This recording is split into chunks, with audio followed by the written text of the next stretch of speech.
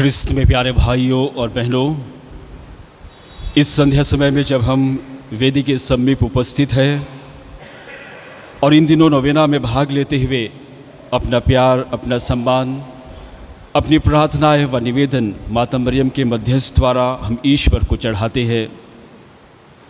ये हर एक इंसान का सौभाग्य होता है कि वह इस तरह के नवेना में भाग लेकर के और अधिक प्रभु यीशु ख्रिस्त के जीवन के करीब आए। और विशेष रूप से जब हम माता मरियम के आदर में इस तरह की नवेना करते हैं तो वही माँ मरियम हम सबों के हाथ पकड़ते हुए हम सबों को प्रभु यीशु ख्रिस्त के पास ले चलती है। और आज हम सबों के लिए महत्वपूर्ण दिन इसलिए भी है जब हम मनन चिंतन कर रहे हैं नित्य सहायक माता के ऊपर। हम सब जानते हैं कि किस प्रकार से माता मरियम हमेशा हमारी मदद करने के लिए, सहायता करने के लिए तैयार रहती है। वहाँ पर उस कोने पे तस्वीर है माता मरियम की, नित्य सहायक माता मरियम की। मैं देखता हूँ बहुत सारे लोग वहाँ पर जाते हैं, प्रार्थना करते हैं, और ये वही नित्य सहायक माता है। जो कोई उसके पास आता है वह कभी खाली हाथ नहीं लौटता। और इसीलिए नित्य सहायक माता की भक्ति इतनी बढ़ गई है दुनिया भर में कि लोग लाखों की संख्या में, हज़ारों की संख्या में, विशेष रूप से जब उनकी नवेना चलती है, जाते हैं, प्रार्थना करते हैं, आशीष व कृपा प्राप्त करते हैं। और इसीलिए लोगों का विश्वास है और हम सबों का भी विश्वास है कि जब कभी भी हम माता मरियम के पास आते हैं, नित्य सहायक माता से प्रार्थना करते हैं, वह हमारी प्रार्थना को पूरी करता है। और इसी का जीता जागता उदाहरण एक ऐसे इंसान में हम देखते हैं। यह व्यक्ति यूरोप देश का था। यूरोप देश के एक गांव में जन्मा एक छोटा सा लड़का, शायद 8 साल का लड़का। जब उसकी माँ की मृत्यु हो जाती है वह बहुत रोता है, बहुत तड़पता है, विलपता है, और उसको समझ नहीं आता है कि वह अब किसको माँ बोल करके पुकारे। आप सब जानते हैं कि छोटा सा लड़का 7-8 साल का, कहने का अर्थ है 2री-3री क्लास में होगा, और वह बहुत रोता है, उसको कुछ समझ नहीं आता कि करूँ तो क्या करूँ। और वह दौड़ता हुआ अपने पल्ली गिरजाघर में जाता है, और पल्ली गिरजाघर में जाकर के इसी प्रकार से माता मरियम की मूर्ति के सामने वहाँ घुटनी टेक करके ज़ोर ज़ोर से रो करके प्रार्थना करता है, रो करके चिल्लाता है, हे माँ मरिया, इस धरती में अब मेरा कोई माँ नहीं है। हे माँ मरिया, इस धरती पे अब मेरा कोई माँ नहीं है। आप मेरी माँ बन जाइए, आप मुझे अपना लीजिए। और चिल्लाता है और बार बार यही चीज़ करते जाता है और रोता है, चिल्लाता है। और उस समय पल्ली पुरोहित वहीं से गुज़र रहा था और वो देखता है कि कोई बच्चा अंदर से चिल्ला रहा है, रो रहा है, चिल्ला रहा है, कह रहा है कि अब मेरी कोई माँ नहीं है, आप मेरी माँ बन जाइए, मुझको अपना लीजिए। और वह अंदर आता है और उस बच्चे से बात करता है, उसको समझाता है कि देखिए, माँ मरियम पूरे विश्व की माँ है, सबकी माँ है। आज आपकी माँ नहीं रही उस दुनिया में, लेकिन वह स्वर्ग से आपके लिए प्रार्थना कर रही है। लेकिन यही प्रभु यीशु ख्रिस्त की माँ आज से तुम्हारी माँ है। और जो अपनी माँ के साथ इतना जुड़ा हुआ था, इतना ज़्यादा अटैचमेंट था, इतना ज़्यादा उसको लगाव था अपनी माँ से, वह उस पुरोहित की बात को मान करके, समझ करके, अपने दिल को मना करके वह वापस घर चला जाता है। और वह अपने माँ के दुख में जीवन नहीं बिताता है, उसके खो जाने के लिए अपने जीवन को नष्ट नहीं करता है या फिर दुखित नहीं हो जाता है। वह जाता है और बाद में उसी माँ मरियम की कृपा से एक पुरोहित बनता है। और न सिर्फ पुरोहित बनता है, बाद में जाकर के वह कार्डिनल बनता है। कार्डिनल सिर्फ नहीं, और बाद में जाकर के संत पापा बनता है। और आज के समय के सबसे महान संत पापा योहन पौलुस द्वितीय, जो आज संसार के सबसे महान संत पापाओं में से एक माने जाते हैं। और उनका विशेष लगाव माता मरियम के प्रति है। अब उनके पत्रों को देखिए, अब उनके शिक्षाओं को देखिए, अब उनके उपदेशों को देखिए। हर जगह आपको माँ मरियम की प्यार या फिर माँ मरियम के प्रति भक्ति नज़र आएगी। हम रोज़री प्रार्थना करते हैं, उसमें भी और उन्होंने और अधिक हम लोगों के लिए एक भेद ज़्यादा डाला। ताकि हम और अधिक माता मरियम को जान सके, पहचान सके, क्योंकि इसी बच्चे ने उसी मूर्ति के सामने, उसी माँ मरियम के सामने कहा था कि अब मेरी इस धरती पर कोई माँ नहीं है, मुझको अपना लीजिए। और वो पुरोहित आकर के उसको कहता है, या तुम्हारी माता है, या तुम्हारी माता है। और इसीलिए वही माता जब हम दुख में होते हैं, कष्ट में होते हैं, तकलीफ़ में होते हैं, कभी हमारा साथ नहीं छोड़ती। हमको लगता भी होगा कि अब हम कष्ट में है, तकलीफ़ में है, उसने हमारा साथ छोड़ दिया है, अब हम अकेले पड़ गए। कभी भी नहीं, कभी भी नहीं। अब खुद प्रभु यीशु क्रिस्त के जीवन से देख लीजिए।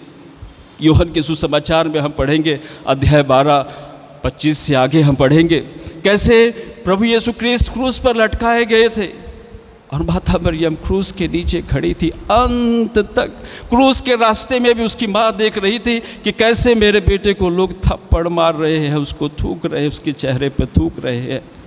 वो सब दर्द सह करके हर समय अपने पुत्र का साथ देती है। और जब वही माँ हम सबों की माँ है, तो क्या दुख या कष्ट या तकलीफ़ आएगी तो हमें छोड़ के जाएगी।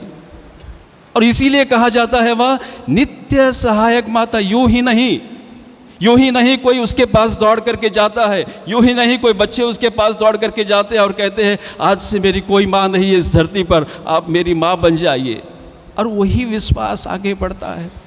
और वही माँ मरियम चाहे कितनी भी तकलीफ़ हो, कितनी भी कठिनाइयाँ हो, उसके जीवन में खुद उसने सहा है और हमेशा ईश्वर का साथ दिया है, हमेशा ईश्वर का साथ दिया है।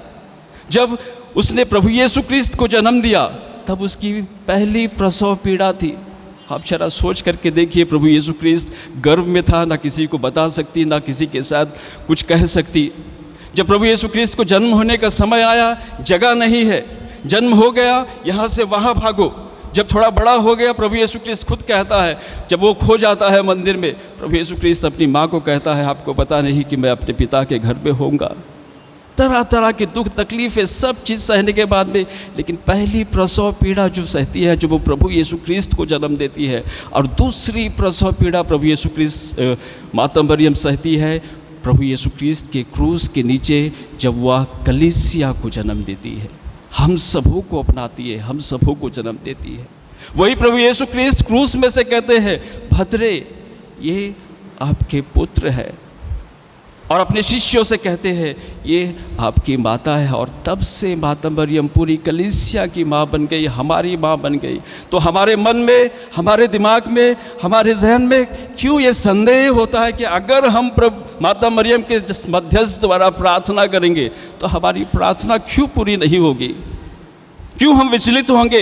प्रभु यीशु क्रिस्त भी एक सच्चे मानव होने के नाते विचलित हो सकते थे। अंत में उसको भी घबराहट हुई और घुटने के बल गिर करके गेतसेमानी बारी में कहता है, हे पिता अगर हो सके तो यह प्याला मेरे सामने से हटा दे, पर मेरी नहीं आपकी इच्छा पूरी हो। जरा सोच करके देखिए, वह माँ अपने पुत्र का साथ अंत तक नहीं छोड़ती, तो हमारा साथ तो कभी नहीं छोड़ेगी, कभी भी नहीं छोड़ेगी। बस बड़े विश्वास के साथ और सच्चे हृदय के साथ जब आप वहाँ पर माथा टेकते हो, प्रार्थना करते हो, और वही माँ हमको हमेशा प्रभु यीशु क्रिस्त के पास ले चलती है। और इसीलिए मैंने कहा आज हम सबों के लिए एक महत्वपूर्ण दिन है, विशेष करके आप लोगों के लिए जो वचन सुन रहे हैं, और विशेष रूप से जब आप प्रभु यीशु क्रिस्त के शरीर और रक्त को ग्रहण करेंगे, उसी जोश और उसी विश्वास के साथ जो माता मरियम ने अपने जीवन में दिखाया ईश्वर के प्रति। शंका हो, समस्याएं हो, कठिनाइयाँ हो, कोई परवाह नहीं, मैंने अपना जीवन समर्पित किया। और वही माता मरियम हमेशा हमको याद दिलाती है कि मेरे पास जो आता है वह हमेशा आशीष व कृपा पा करके जाता है। लेकिन ज़रा सोच करके देखिए, बहुत सारी छवि है, बहुत सारी इमेज है माता मरियम के, बहुत सारे, कोई निष्कलंक गर्भधारण के या फिर अन्य कहीं कई तरह के छवि है माता मरियम के। आप लोगों ने देखा होगा कई तरह की इमेजेस, कुछ महीनों पहले बहुत सारे छवि व्हाट्सएप पे दिखाई, तरह तरह के अलग अलग जगहों में जिस प्रकार से माता मरियम ने अपना दर्शन दिया था उस तरीके से। लेकिन ये जो महत्वपूर्ण छवि है माता मरियम, हम लोगों की नित्य सहायक माता, ये एक सबसे महत्वपूर्ण छवि है, क्योंकि ये छवि हमको बहुत कुछ सिखलाती है। बहुत सारे लोग इस पर आकर्षित होते हैं, बहुत सारे लोग माता मरियम को मिलने के लिए आते हैं, जानने के लिए आते हैं।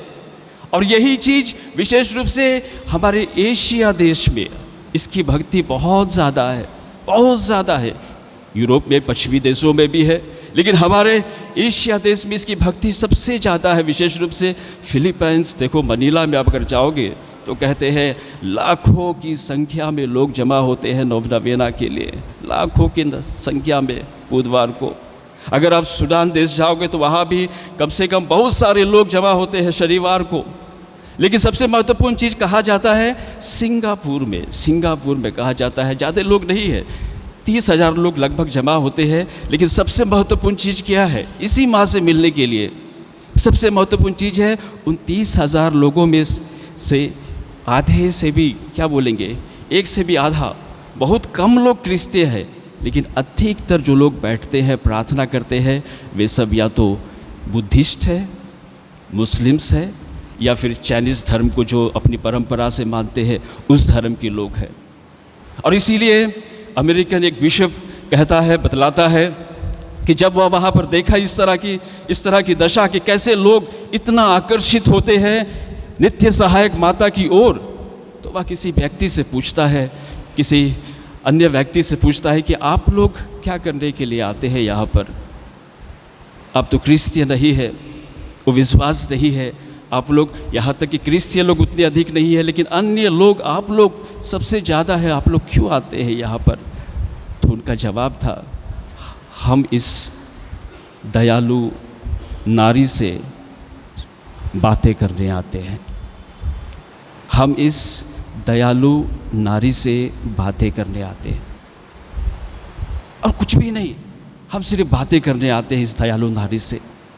और कहा जाता है कि सिंगापुर के खुद के बिशप कहते हैं कि जो लोग आज क्रिस्तीय है सबसे पहले वे माता मरियम के मध्यस्थ द्वारा माता मरियम के भक्त बने, और भक्त बनने के बाद फिर उन्होंने बपतिस्मा ग्रहण किया। कहने का अर्थ है माता मरियम प्रभु यीशु ख्रीस्त के पास ले चलती है, प्रभु यीशु ख्रीस्त के पास ले चलती है। और आज हम सब क्रिस्तीय हैं, हम सब विश्वास करते हैं कि माता मरियम हमारी मध्यस्थ और हमारी प्रार्थनाओं को सुनती है, हमारी प्रार्थनाओं को पूरे करने के लिए प्रभु यीशु ख्रीस्त से प्रार्थना करती है। लेकिन हमारा विश्वास कैसा है? क्या अन्य लोगों के समान भी है? क्या हमें उससे बातें करने के लिए हमारे अंदर में तड़प होती है?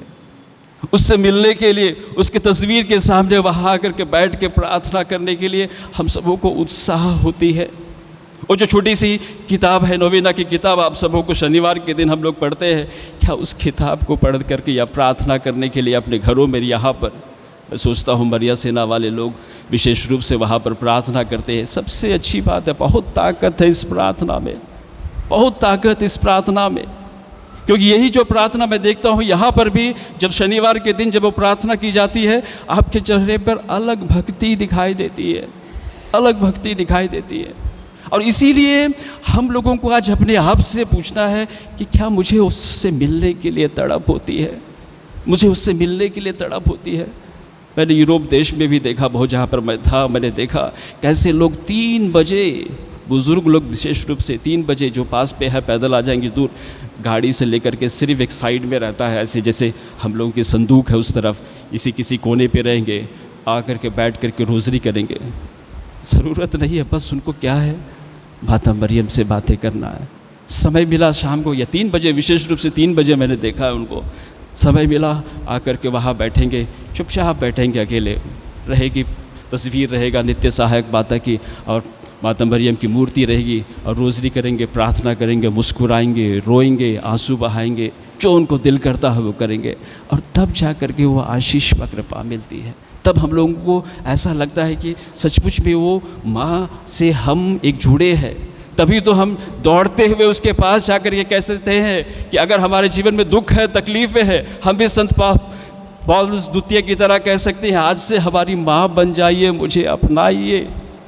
चाहे दुख हो, कष्ट हो, तकलीफ़ हो, हम उसके पास जा सकते हैं। और इसीलिए नित्य सहायक माता बहुत आकर्षित करती है बहुत सारे जन को।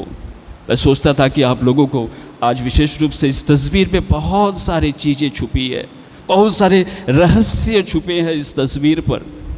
किसी ने ध्यान से देखा होगा कि नहीं। इसीलिए मैं सोच रहा था कि आज इस तस्वीर को यहाँ पर नहीं था तो वहाँ से मंगवा करके यहाँ पर लगवाया गया। अपने भाई को धन्यवाद देता हूँ, फटाफट उन्होंने लगवा दिया। इस तस्वीर में इतने सारे रहस्य छुपे हैं। अगर आपको समय मिलेगा तो आज या फिर किसी और दिन यहाँ पर या वहाँ पर जा कर के देखिए। अब उस तस्वीर के सामने देखेंगे कि किस प्रकार से इतनी सुंदर फ़ोटो है वहाँ पर, बहुत ही सुंदर फ़ोटो है वहाँ पर। लेकिन उस फ़ोटो में आप देखोगे कि माता मरियम की हाथ जो देखेंगे आप लोग, वो बहुत लंबी है। नॉर्मली जैसे जो इंसान होते हैं उससे उतनी ज़्यादा नहीं होती है, और वो हाथ अपनी ओर नहीं लेकिन प्रभु यीशु क्रिस्त की ओर इंगित करता है। और ये इंगित करता है, ये बतलाता है पूरी दुनिया को कि यही है संसार का मुक्तिदाता, यही है संसार का मुक्तिदाता। और यहाँ पर प्रभु यीशु क्रिस्त एकदम छोटे से बालक की तरह नहीं दिखाई देते। ये मत सोचिए कि जो आर्टिस्ट था या फिर जो लोग थे वहाँ पर बनाने वाले, कोई गलती नहीं की। उन्होंने बड़े सोच समझ करके इस रहस्य को प्रकट किया। और फिर देखिए उनका चेहरा इतना सुंदर, लेकिन हाथ देखिए थोड़ी सी लंबी और प्रभु यीशु क्रिस्त की ओर इंगित करता है। वहीं पर हम देखते हैं कि तो स्वर्गदूत वहाँ पर, स्वर्गदूत माइकल और स्वर्गदूत गब्रिएल, स्वर्गदूत माइकल वहाँ पर भाले पकड़ा हुआ है, कांटों का मुकुट पकड़ा हुआ है, वहाँ पर गब्रिएल वहाँ पर क्रूस पकड़ा हुआ है और कील पकड़ा हुआ है। और देखिए कि प्रभु यीशु क्रिस्त आप लोगों को नहीं लेकिन उस ओर देख रहा है, स्वर्गदूतों की ओर। कहने का अर्थ ये इंगित कर रहा है कि आपको इस रास्ते से गुजरना पड़ेगा, इस दुख को झेलना पड़ेगा।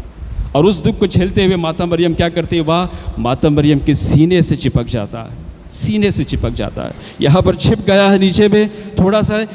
प्रभु यीशु क्रिस्त के पैरों पे जो सैंडल थी, एक खुला हुआ है, एक नीचे गिरने वाला है और एक बराबर है उसमें, वो ये बतलाता है। और जब वो सैंडल नीचे गिरता है तो प्रभु यीशु क्रिस्त की एड़ी दिखाई देती है। कहने का अर्थ है कि इसी एड़ी से जैसे हम लोग पापों को, शैतान को कुचलने वाला यही प्रभु यीशु क्रिस्त है। कहने के लिए बहुत सारी चीज़ें हैं बतलाने के लिए, लेकिन वही प्रभु यीशु क्रिस्त विशेष रूप से आप सबों को बतलाना चाहता है, विशेष करके हम सबों को बतलाना चाहता है कि नित्य सहायक माता के सामने आने पर कोई भी खाली हाथ नहीं लौटता, कोई भी खाली हाथ नहीं लौटता। और इसीलिए आज का वचन, विशेष रूप से जो वचन हमने सुना काना के विवाह भोज में, प्रभु यीशु क्रिस्त कैसे अपना पहला चमत्कार करते हैं, कैसे प्रभु यीशु क्रिस्त अपने चमत्कार के द्वारा दुनिया को ये बतलाते हैं कि हमारा ईश्वर कितना महान है। लेकिन जरा सोच करके देखिए, इस चमत्कार को करने के लिए कौन उसको बाध्य करता है, कौन उसके साथ रहता है, कौन उसकी सहायता करता है? माता मरियम। माता मरियम सहायता करती है। माता मरियम कहती है कि इनके पास अंगूरी ख़त्म हो गई है, इनके पास कुछ नहीं है अब अंगूरी, आप इनकी मदद कीजिए, इनकी सहायता कीजिए। प्रभु यीशु क्रिस्त साफ कहता है, अब मेरा समय नहीं आया। भद्रे, इससे मुझे और आपको क्या, इससे मुझे और आपको क्या। बहुत बार हमारे जीवन में भी यही होता है।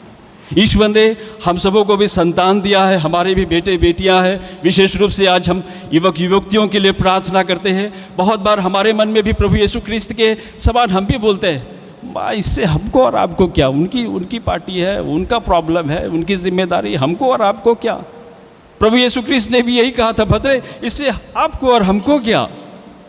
हमारे बच्चे भी यही कहते हैं, माँ इससे हमको और आपको क्या, आप अपना काम कीजिए ना। लेकिन माता मरियम ये सिखाती है, सबसे पहली शिक्षा लेकर के जाइए आज, ये सिखाती है कि हमेशा दूसरों की ज़रूरतों में अपना ध्यान दीजिए, हमेशा दूसरों की सहायता करने के लिए तैयार रहिए। आपके अपने आप का करने के लिए तैयार नहीं रहेंगे, आपके खुद के अपने बच्चे आपके करने के लिए तैयार नहीं होंगे। लेकिन माँ मरियम क्या करती है, दूसरों की सहायता करने के लिए अपने आप को तैयार रखिए। वो देखती है, खोजती है कि क्या कमी है इनके पास में। ऐसी माँ बनने के लिए आज विशेष रूप से आप सबों को संदेश दिया जाता है नित्य सहायक माता की ओर से। अपने बच्चों को ये बतलाइए, उनको ये बतलाइए कि ऐसा नहीं होता है, आपको उनकी शक्ति का पता होना चाहिए। ये बतलाइए आपको और मुझसे उससे कुछ नहीं होता है, आपको करना ही है, करना ही है। और तब जाकर के ईश्वर का चमत्कार, अगर माता मरियम नहीं कहती तो किसी और जगह प्रभु यीशु क्रिस्त को अपना पहला चमत्कार करना पड़ता। आज क्यों, जब बच्चे कह देते भाई इससे हमको और आपको क्या, माँ भी छोड़ देती, बच्चे भी अलग हैं, फिर कहाँ का चमत्कार। और अगली बार होगा चमत्कार, अगली बार जीवन परिवर्तित होगा, अगली बार कुछ अच्छा होगा। लेकिन माँ मरियम के समान पीछे पड़ जाइए। वह कहती है सेवकों से, वो जो बोलेगा करो, वो जो बोलेगा करो, क्योंकि वो जानती है कि मेरा बेटा कर सकता है।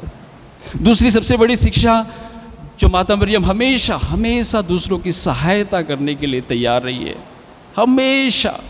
जैसे हम देखते हैं, और विशेष रूप से ईश्वर की सहायता, उनको हमारी सहायता की ज़रूरत तो नहीं है, लेकिन हमेशा वह ये चाहता है कि हम उनके साथ रहे। पहली चीज़, अपने बच्चों को हमेशा ये सिखलाइए, ये बतलाइए कि दूसरों की सहायता करना कितना महत्वपूर्ण है। और दूसरी सबसे महत्वपूर्ण चीज़, ईश्वर के कार्यों की, ईश्वर की योजना को पूरा करने के लिए सहायक बनिए। उत्पत्ति ग्रंथ में हम देखते हैं कैसे हेवा, जिन्होंने ईश्वर का साथ नहीं दिया और क्या किया, पाप पूरे संसार में भर गया। लेकिन हमारी नई हेवा, नए व्यवस्थान की माता मरियम प्रभु यीशु ख्रीस्त का अंत तक साथ देती है, और तभी जाकर के तो मुक्ति मिलता है। अगर हम ईश्वर के कार्यों में साथ नहीं देंगे तो कहाँ से हमें मुक्ति मिलेगी, कहाँ से हमें सहायता मिलेगी।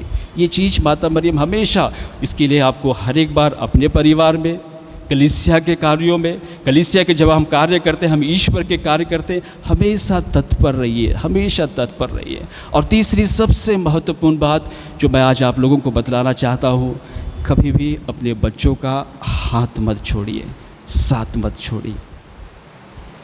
कभी भी अपने बच्चों का हाथ मत छोड़िए, साथ मत छोड़िए। चाहे वह कितना भी बुरा हो, चाहे वह कितना भी अच्छा हो, चाहे वह कितना भी सफल हो, चाहे वह कितना भी असफल हो, कभी उसका हाथ मत छोड़िए। क्योंकि माता मरियम हमेशा दुख के घड़ी में भी, कष्ट के घड़ी में भी, कठिनाई के घड़ी में भी कभी प्रभु यीशु ख्रीस्त का हाथ नहीं छोड़ती। प्रभु यीशु ख्रीस्त कुछ भी उनको बोलते, या प्रभु यीशु ख्रीस्त उनके साथ रहते या नहीं रहते, लेकिन हमेशा वह अंत तक प्रभु यीशु ख्रीस्त के साथ रहती है, प्रभु यीशु ख्रीस्त के इस मुक्ति कार्य को पूरा करने के लिए। और इसीलिए माता मरियम को हम सिर्फ माता मरियम की भक्ति, लेकिन उनको हम ये भी कहते हैं, जैसे प्रभु यीशु ख्रीस्त मुक्तिदाता है, तो माता मरियम सह मुक्तिदाता है, सह मुक्तिदाता। आज वही माता मरियम हम सबों को अपनी आशीष व कृपा प्रदान करना चाहता है। हमेशा देखिए आपके अगल बगल में, आपके आस पड़ोस में जिनको आपकी सहायता की ज़रूरत है, हमेशा तैयार रहे उसकी सहायता करने के लिए, हमेशा ईश्वर का साथ देने के लिए, ईश्वर के कार्यों में अपना हाथ बटाने के लिए, क्योंकि यही माँ सिखाती है। और तीसरी सबसे महत्वपूर्ण बात, अपने बच्चों का हाथ और अपने बच्चों का साथ कभी मत छोड़िए। आज वही नित्य सहायक माता जिसके चरणों तले हम यहाँ पर उपस्थित हैं, आइए हम अपने परिवार को चढ़ाए, अपने सारे युवक युवतियों को चढ़ाए, अपने आप को चढ़ाए, और सच्चे दिल से ये प्रार्थना करें, हे माँ, आज तू फिर एक बार मुझे एहसास दिला दे, मुझे अपना ले जैसे मैं हूँ, जैसे मैं हूँ। आज मैं फिर अपने दिल में अनुभव करना चाहता हूँ कि आप ही मेरी माँ है, आप ही मेरी माँ है। मैं उस तरह के प्रार्थनाओं और उस तरह के विश्वास में और अधिक बढ़ना चाहता हूँ। और जब आप ऐसे प्रार्थना करोगे अपने परिवार में, अपने व्यक्तिगत जीवन में, वो माँ कभी भी आपका साथ नहीं छोड़ेगी। चाहे जीवन कितना भी कठिन हो, चाहे जीवन में असफलताएं असफलताएं हो, लेकिन आपको लगेगा कि आपकी माँ आपके साथ में खड़ी है, और वह हमेशा प्रभु यीशु ख्रीस्त से आप लोगों के लिए प्रार्थना करे। इस संध्या बेला में उसी माता मरियम के मध्यस्थ द्वारा हम प्रार्थना करें कि वह मुझको, आप सबों को आशीष व कृपा दे, ताकि जो भक्ति, जो जोश, जो उमंग माता मरियम में थी ईश्वर के प्रति, वही उमंग, वही विश्वास हमेशा हमारे जीवन में निवास करे।